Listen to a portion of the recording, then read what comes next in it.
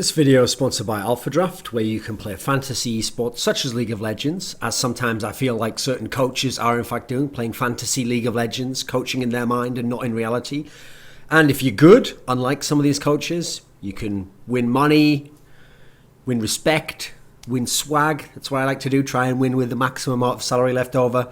And tens of thousands are given away every week, or given away one from prize purses, etc. So if you want to play fantasy League of Legends, link in the description box below at Alpha Draft, who provide me with money. So a hot topic right now, at the very least, is criticism of the coach, Peter Zhang, I'm not sure how you say that, of Team Liquid. Now, Team Liquid failed to make the World Championship this season, and it's particularly egregious in their case, even more so, I think, than almost any other case I can think of in the past of LCS splits, because this season had an excellent implementation of qualification criteria. Rather, I used to hate the old system, where basically the way to qualify for Worlds is you had to be in the summer split, then you had to be in the playoffs of the summer split, and then you had to either win the semi-final or the third place game. I hated that system. I don't think it was a very good system for deciding who the best teams are. Now, they have a brilliant system this season, which almost ensures that the three best teams will go in general. So you have the first criteria is if you win the summer split. Win the split just before Worlds as the number one team, and as a result, you automatically go to Worlds. Great. So we're getting the best team from the summer split in theory, or the team that would play the best in the playoffs. Second criteria, most circuit points. So over the two splits collectively, you had enough points that, aside from the summer split winner rather, you had the most points of anyone. Great, you've earned it. It's very unlikely that you could win the spring split, but then fail so badly in the summer split and not be a good team and still go in that kind of a scenario. Especially because I didn't check this, but I think it was weighted towards the summer split as well, from what I remember. So great system as well. And then the third one, you can win the gauntlet. So even if you don't win the playoffs, even if you don't have enough points over the two splits, you get an extra tournament where the third to sixth teams battle each other for a chance to go to Worlds, and it's tiered based on circuit points. If you had the second most circuit points, ignoring the summer split champion, then you just only have to play one best of five to get to Worlds. Great system. But in light of this, it makes Liquid's failure all the more egregious, because they failed to get the most circuit points, they failed to win the summer split, they failed to win the gauntlet, they failed three different ways. And if you look at how many chances they had in terms of the two splits, more than three ways, but three in general, totally different ways, they failed entirely because they weren't able to do it. Now, the reason this is so egregious, especially in their case, isn't just the format. It's that when you look at the rosters for all the NALCS teams in the spring split and the summer split, just on paper, viewing the players in isolation, they have the best roster in NALCS by far. In fact, I might even have said at the beginning of the spring split, they had the best roster in any LCS by far, on paper. Because obviously we had no idea what the Fnatic one would be like. We had no reason to know that some of those players would be so good. The Elements one looked great on paper, but they'd had the problems at IEM San Jose. Rockout looked good, but some people were just coming back into LCS. There was still some issues there, top laner, etc. I think that actually you could make the case at the beginning of the spring split, on paper they had the best roster by far. And it was going to be, how can they integrate that? How can they make it work? Let's look at who they have at this point in time. And now, in this split, they have veterans. They have Piglet, world champion, multiple time OGN champion. Played tons of best of fives, played tons of high pressure matches. You have Special, one of the longest tenured veterans going back to season one, incredible record of success, top four every single split, all six splits, won championships, played at world championships, played with all different types of players, incredible veteran player. Dominate, kind of a hybrid between the veteran and the young hungry player, because in the case of Dominate, you've got someone who was around a while ago, has played a long time, has played on different teams, has played the open circuit, now LCS, but now he's in a situation where he's newer in terms of when he came back to Curse, he'd missed out a period of time, he's got to make up for lost time, he's got to try and accomplish things at the latter part of his career, and then you've got the young hungry players. You've got Quaz, this guy who's been grinding insane solo queue amounts before he joined this team, who's always had this potential, who's repeatedly shown us this variety of ability. Then you've got Phoenix, guy who used to be a top laner in Korea, but now he comes over and he's doing well in scrims, and then he has some occasional good games in LCS. And this is his chance to be a pro. He couldn't get the proper chance to really succeed in Korea. Now's his chance to do it in the West. Now's his chance to do it against the NA midline weak pool of players. So this is a great time for him. Not only that, but every game they're getting these leads. They're getting leads where normal teams, even less skilled teams, are going to close these games out. These are going to be wins for them. And yet they still didn't win that many games. Now, it sounds ridiculous. They won 13 games out of 18. That's pretty good, right? Except with a lineup like this, and some of the synergy they did have by the leads they got, and how well the performance of the players were together, they should have won more. They should really have been we're sort of thinking like a 16-plus win season here. Now, as a result of this, the failure of the team, yes, you can definitely criticize players. You can look at performances, ask what the player was thinking here. Did he fuck up on the plan? That's all fine. And obviously, as outsiders, it's going to be difficult to speculate, but we do what we can. It's perfectly fine in the forum of public debate to have these discussions. It's not the case that because you don't know all the facts, you shouldn't say anything and we should all just sit back like, oh, well, no one can know what's going on. No, it's entirely fine. But one of the main people targeted for this criticism was Peter Zhang, the coach of Liquid. Now, first and foremost, I actually think a lot of the criticism is justified. Now, as a caveat, I don't like criticism that's incredibly vitriolic and abusive directly to the person. Like directly messaging the person, like you failed, you fucking suck, like you piece of shit, like leave America, whatever. I don't know what people actually were saying in that sense, but I don't like rude criticism like that. Like it's one thing to criticize generally, like you tweet without tagging him, like I think the TL coach did a really bad job this year. Or for example, this is something that was part of my criticism. My criticism of him, by the way, is entirely justified. I stand by it all. I still think it's all the case as well. I still think he did a bad job. I think he failed in many areas. But part of it is set in the context that someone's given him a Coach of the Split award. Someone said, this guy, we voted consensus best coach in the whole split. And yet I look at his fantastic team. I look at all these leads they had. And essentially, unless something absolutely incredible, completely extraordinary and beyond all conceivable bounds of rational of deduction are going on, basically what he's done is almost the opposite of coaching. He's almost an anti-coach. Like he's taken all this talent, all this ability, and he's had huge problems making it actually work in the server. And if anything, they've been playing against some of their strengths, away from what could have, in theory, won them many more games, won them the playoffs, they had them the most circuit points, won them the gauntlet, all these opportunities that they failed at. So let's start off, first of all, in criticism, pick ban issues. Now, I did a video about this already, where it was called The Western Coach's Delusion, where I addressed a lot of these pick ban issues, particularly in the case of not banning strong champions of the opponents, like banning Azir against Bjergsen, and then picking champions for his own player, Phoenix, that didn't make sense. Even in the context of Phoenix's own career in Liquid, in an LCS, and that's playoffs, and not that playoffs at that point, and in that split rather, in the summer split, his picks didn't make sense. The context wasn't there. Then the fact that the team has so many issues with team fighting, so many issues with macro decision making. Now, that's again down to the coach to be working on that, to find ways to put that into the team. If they can't do the more advanced concepts, to find basic things that you've drilled into them that they know a basic flowchart of, right? After this, we try to do this. Okay, maybe we're not so fancy, we can do some brilliant read of when to trade for something else, but we know when not to take fights. We can learn our limitations. That's what TL never did. They never learned that. Then also, they used to just team fight all the time, even though they weren't a very good team fighting team. It's like they couldn't turn down a challenge to a fight. They were like, well, we're really good players, fuck it, let's go in, and then they'd lose the game. Then you have to look at the fact that, as I also mentioned in my Western Coach's Delusion video, which I'll link like there, he repeatedly seemed to fail to address the strengths and weaknesses of his own team. So in terms of Phoenix, just kept forcing this notion that this guy was a star player and you could put him on almost anything and you could put him on any set champion in a certain matchup and it would win, and you could put him on supportive champions in a certain way that he'd be able to make other people look better, and it just didn't make sense. Like, you looked at the guy's strengths, the guy at times he was good, and they didn't always go to that, and then when they did, of the players who were laners in his team, he didn't seem the strongest. It's very hard to qualify that he's better than Piglet or better than Quaz, especially relative to their positions. Piglet was one of the best AD carries in the whole league. Quaz, relative to his position, is going to have very few poor matchups if you give him the resources. Instead, in the playoffs particularly, they forced this idea of having Phoenix have their picks he wants, etc., or picks that in theory don't make sense in my logic, rather than, for example, against TSM, put it all on Quaz. They're playing fucking Dyrus. This is the guy where people have spent their whole career bullying this guy.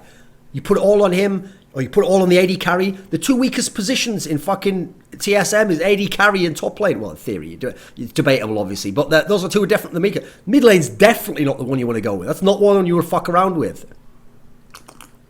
That's the one you want safe farming and go the other way. But instead they don't. They go head to head and they get fucking wrecked. So there's also, by the way, another factor that when you criticise, if it's on a show like Somebody Insight, sometimes it's jokes as well. It's very rare that we have actual vitriol and ill will towards these people. But it's very different to criticise someone's job from them as a person. That's entirely within the realms of decency, I think, to be able to criticise the person's job and what they've done and the methods that they chose. It doesn't mean you're saying they're a shit person, that they're an idiot. In fact, you notice I've never said that. In my video I said about the Western coaches delusion, I made the point that some of these coaches, I'm sure if you sat them down in isolation, made them do a quiz on the meta, made them explain, what do these Western teams do, what do these Asian teams do, they could break down other teams quite well. They could maybe break down the general meta of League of Legends very well and show they have a lot of expert knowledge. And maybe they're even good coaches, but it depends with this group of people, can they? With this style, can they? With who they have, can they make the most of it? That's the question, right? So when we're talking about criticism of Peter, which is justified, let's ask this question. Should he be fired? Is that reasonable criticism? Of course that's reasonable criticism. This is one of the top teams in the West. It's a team with a lot of resources, a team with a lot of star players, it's a team with a lot of money, it's a team with a lot of opportunity, a team that a lot of people, I know Europeans who'd love to play for this team, European coaches who'd love to coach for this team. This is a high-profile job that presumably pays well and is a good job. Definitely it should be possible when the team doesn't live up to expectations to ask or debate, should that guy be removed? Should he be replaced, essentially? It's not all about him just being fired. It's also about him being replaced. Getting a better coach. That's entirely reasonable. Doesn't mean you hate the person if you say that. It's also the case, I think, and I've made this general point over and over again, in cases like this, and in cases like Roccat and the Spring Split, I actually think at the end of these kinds of splits, when you see how it all works out in the playoffs and overall, after you've seen all the chances that they've had, all the best opportunities, I think these coaches should be fired no matter whether it was their fault or not. Now, what I mean by that is, if it was their fault, they should definitely be fired. They've failed so poorly and so comprehensively that I don't think any reasonable argument for keeping them. And if it isn't their fault, you should probably also fire them for the good of your team and for their good as a coach, because clearly it's the wrong type of team, it's the wrong overall strategy for their type of coaching. Maybe it's the wrong type of environment, people who don't listen, people who aren't willing to take what they have on board, in which case you're not doing them any favours keeping them around, you're not doing your team any favours keeping them around. So at that point, they either can't coach or they can't coach this team. That's a very key distinction to make. Now you could say, yeah, but you could replace players. Even if you replace players, sometimes that doesn't change the sort of culture of what the team's mentality is towards their coach and practice in general. We saw this with CLG for so many splits. You could change players each split, but still there were certain issues prevailed and continued on regardless. Now, it's also the case that he should be criticised in as much as, if the second part's true, that he is a good coach, and he has good knowledge, and he even has good coaching approaches, but this is the wrong team for him, then it's doing him a favour to free him up to go to a different team. Think of the team that he had this time. So one of the key hallmarks of this Team Liquid team is they would get advantages, they would have sick players, they would have players on very strong power picks, and yet they couldn't win certain games because they would try at very weird team fight situations. They would willingly team fight sometimes when it made no sense. When they weren't as good, when they were going to lose to good team fighting teams otherwise, they would go ahead and do it. Now here's the funny thing. In its own way, I could almost take a read of that actually he might still be a good coach. Because when he was the coach of LMQ's a fucking fantastic team fight team. It's great when they group up mid-game, they start fighting, they start skirmishing, they make fights happen. For that team, it makes sense. That's how they're going to win the game. And there's a reason their stats were like most kills, most or second most deaths as well. That was their style. They knew the weaknesses, they knew the strengths, and they just went in on it. And as a result, they qualified for Worlds. And they were one game away from the finals of LCS.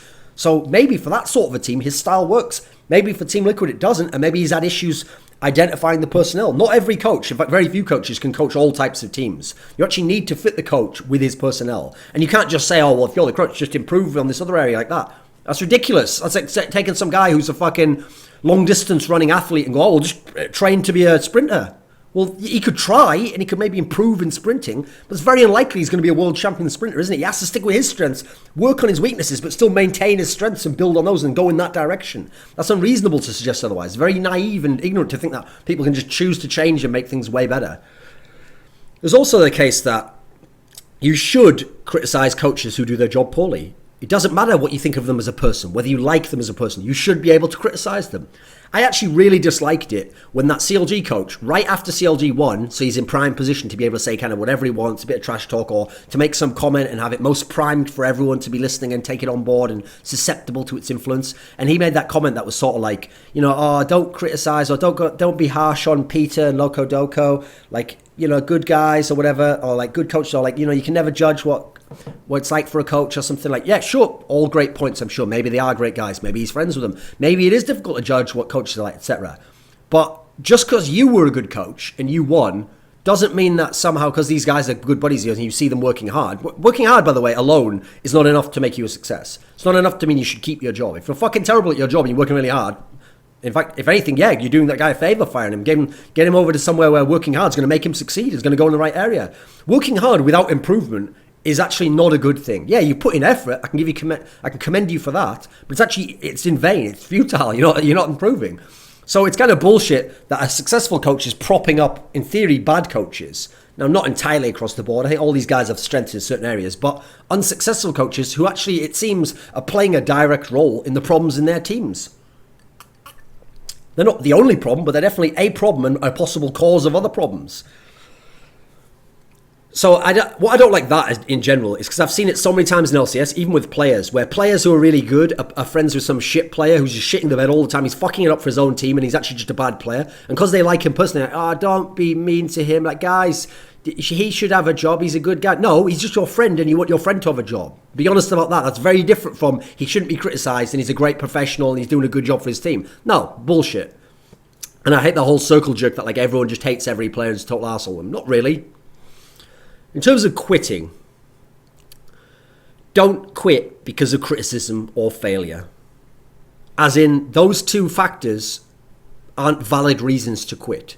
So let's think about them. Oh, people say that you're bad and that you should quit. So what? So if you were doing an equally bad job and people said, fucking a brilliant job, man, you are the best, don't improve anything, you'd be like, well, I'm going to keep doing it now. No, presumably you wouldn't, or it's ridiculous if you would. You would just keep doing it on your own merits, on your own reasons, and you'd evaluate, regardless of what they said, whether you actually did a good job. There's times I've done a piece where, an article, a video, where people are like, oh, it's one of my favourite ones that you did. I think you just nailed every point there. But actually, looking at it myself, I'm like, I kind of fucked up the way I articulated that point, and if I'd have done this in a different order, it would have had so much more impact. And it's just an okay job, actually. Meanwhile, vice versa, there's times when people say, oh, that was total shit, I had no value whatsoever, but it was a really important piece to me, and I'd put a lot of thought into it, and actually I executed it better than I thought I had, and I was able to be satisfied and go, that's good, that's a good piece. It didn't matter what they said. The fact you failed, is that a reason to quit? If failure is a reason to quit, you won't make it anywhere in any meaningful area of life.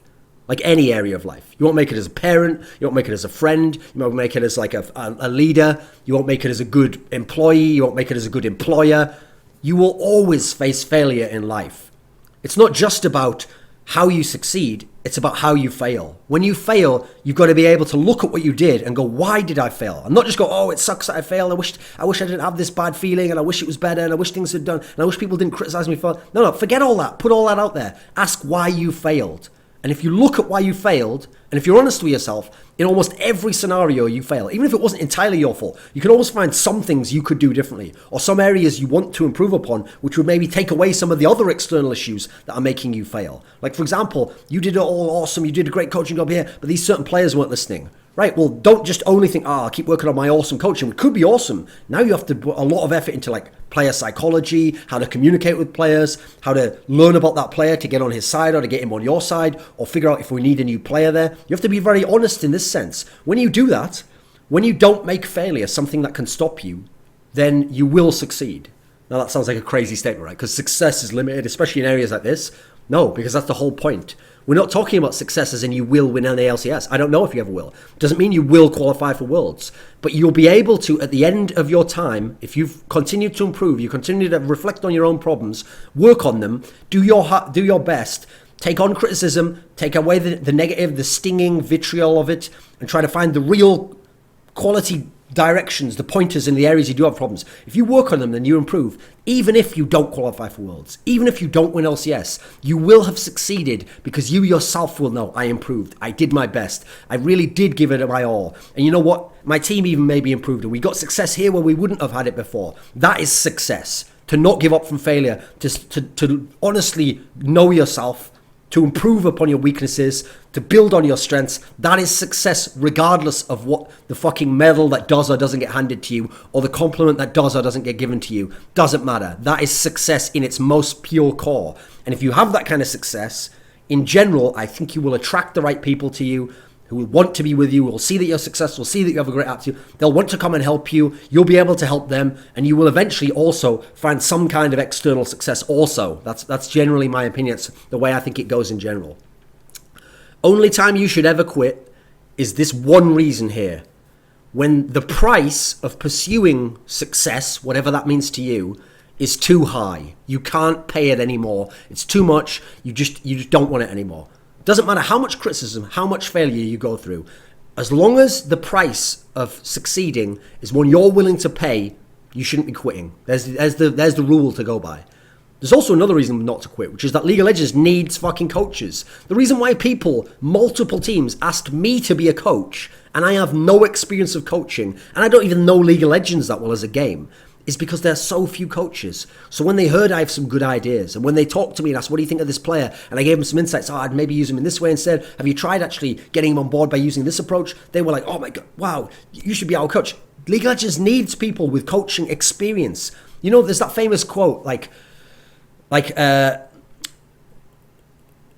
me think. Something along the lines of good experience comes from bad experience. Because the idea is when you fail, that gives you chances to improve. It tells you where you need to improve, at which point you can then improve, and then you will get good and have good experience from that. It's actually a direct process. You don't just succeed immediately. That's very, very rare that ever happens. And even if it does happen, eventually, stick around long enough, you will fail eventually. It doesn't matter how much you succeeded initially. There's also the fact that just on one basic level, I'll give Peter props. He came to another country. He has to speak in a second language. He coaches players from different continents. He coaches people from totally different socio-economical backgrounds, cultural backgrounds. And he's putting it out there, and he's trying to do that. I don't know if he's doing his best. I don't know what he's doing. But he's done that. That in itself, that is a success to a degree. Now, it's not in terms of the coaching aspect. You still have to look at the results. You still have to look what you did. But as a person, that's a good sign right there. To me, if anything, that shows someone's willing to go for it. In which case, great. You've got all the tools there. Now, become a better coach, or find a team that you can coach, or find players that you can coach, or find a way to get through to players, or find a way to mitigate your problems. Maybe have someone else who gives you a second opinion on certain things to error check the scenario. Because general criticism of coaches will always exist. Doesn't matter who you are. Phil Jackson has won 11 fucking NBA championship rings, the most of any coach in history. Do you think he isn't criticized? I've seen him criticized insanely. I've seen him criticised for the teams he won three-peats and repeat championships with, where people would say, I guess maybe he's an all-right coach, but he's really overrated. He just had the best players and that's why he won. Meanwhile, those same players, by the way, never won a single championship with any other coach ever in their careers. Any of them. Any of these great players. And where, if you actually look at his teams, you read books about them, you read interviews with them, you watch the way they play, you see that the idea that he just had the best players and won is in itself not only ludicrous, but points towards the real answer, which is he had some of the biggest egos of all time, people who, in other parts of their career, pushed teammates away, made people not want to play with them, ruined the efficiency and ability to play of teammates in their own team, and that's why they couldn't succeed. And so he was able to manage that, he was able to get the best out of his role players, he was able to build teams that work together, and as a result, his star players played at maximum efficiency they could pretty much. His role players never were as good in other teams as they were in his team, and as a result, they won championships. He was the best at man management. Now, yeah, he wasn't the best. His weakness was X's and O's, the basic tactics of what to do in drawing up a certain play. He got decent at that, but he had other people to help him with that. And because he was so overwhelmingly good at man management, which is one area the majority of those X and O coaches are poor, if not terrible at. I mean, just look at fucking Mark Jackson, some of the stuff he did when he was with the Warriors. This guy had no clue what he was doing. You look at that, and as a result, it's no wonder when he worked on his weaknesses, brought people in to mitigate his weaknesses, and then he had his strengths and went with those. He was the most successful coach of all time. People will always criticize. Now, criticism in this case seems certainly justified.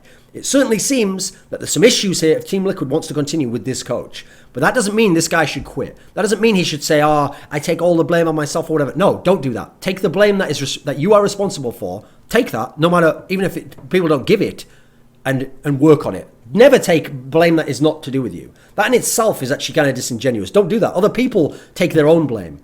You're not some martyr to go for it. But if you really dream of coaching, if that is your passion in life, if the most important thing to you is next split to be able to win an ALCS, is next season to be able to go to Worlds and make up for all this, then don't quit. There's not a good reason to quit. As long as you're willing to pay the price, which means to look at yourself, to look at the failure unflinchingly, to not turn away, to not say some bullshit excuse of, this player did that and that. To just look at it dead on and realize where you have failed. You have abjectly been incapable of taking a great toolkit, which maybe someone else could have succeeded with, we can't know, and you weren't able to do it. You have to look at yourself, figure out what that is. And if you have the opportunity, if you still want to do it, you have to improve and you have to come back and you have to make this failure the reason you succeed next time. The thing that motivates you, the thing that keeps you on track, the thing that points to where your problems are so you can overcome them. So next time you win and it's someone else who's wondering about their career and did they fuck up as a coach. And that's what you're going to do. So thanks to Offerdraft for the money.